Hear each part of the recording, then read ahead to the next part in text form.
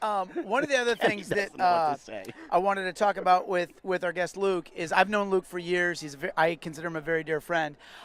He's one of the original CrossFit owners in the Scottsdale area, and like a lot of our listeners, they're box owners, and they've seen an evolution in the fitness, sport, and business of CrossFit. And Luke, I'd like to hear your thoughts on the evolution of being a box owner. Well, let me ask though, how long have you been affiliate? So I got my cert in January 08, and we were up and running by October 08. So we've been doing it now for 4+ years. We learned from some of the best out there. Some of our mentors early were obviously Chris Lillane up in San Francisco, good friends of my wife and I, colleagues through the fitness chain of running and owning Globo gyms. And isn't he also the nephew of Jack LaLanne? He is the great nephew. Yes, he is. And can we take a quick break to take our hats off and actually pay our respects to the Jack LaLanne? All right.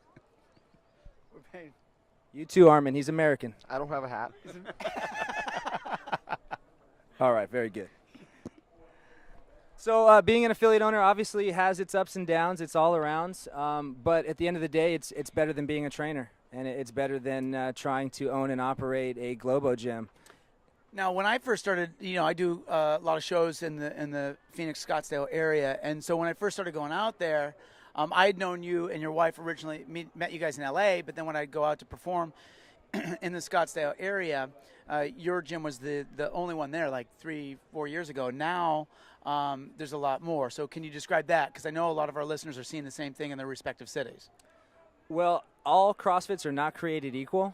You're going to have everything from a Honda Civic 89 to a Bentley 2012 and everything in between.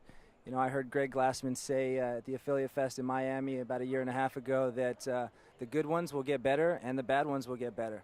So, if you're looking for a CrossFit box, obviously you have a lot of options out there. Scottsdale is a I don't even like to say the word flooded market, but yeah, we've got probably second most to San Diego out there, and there's a lot of them. And they're everything from meeting at the park on a Sunday to having 50 classes a week like we do. And for some people, it's a hobby.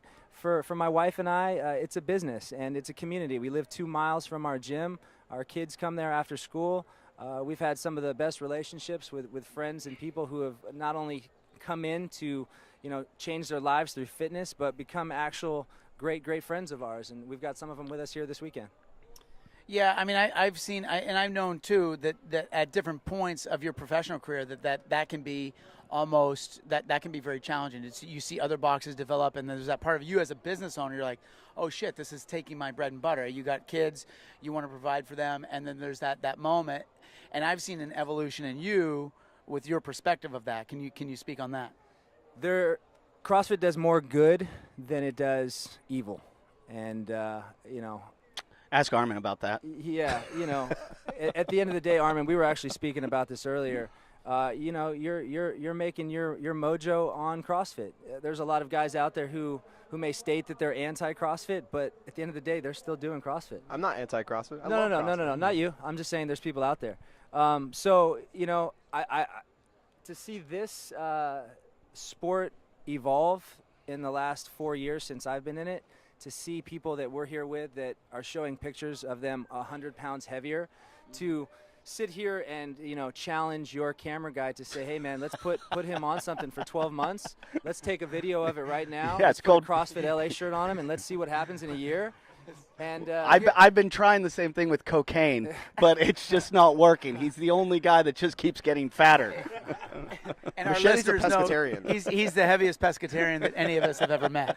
That's fact. And that's just straight fact. He's the most unique guy at the CrossFit Games. Let's just say that. You know what? Girls He's were twice looking the at man He's the Rich Froning standout. will be. Girls are looking at him Literally going, twice twice the the man man. Rich Froning.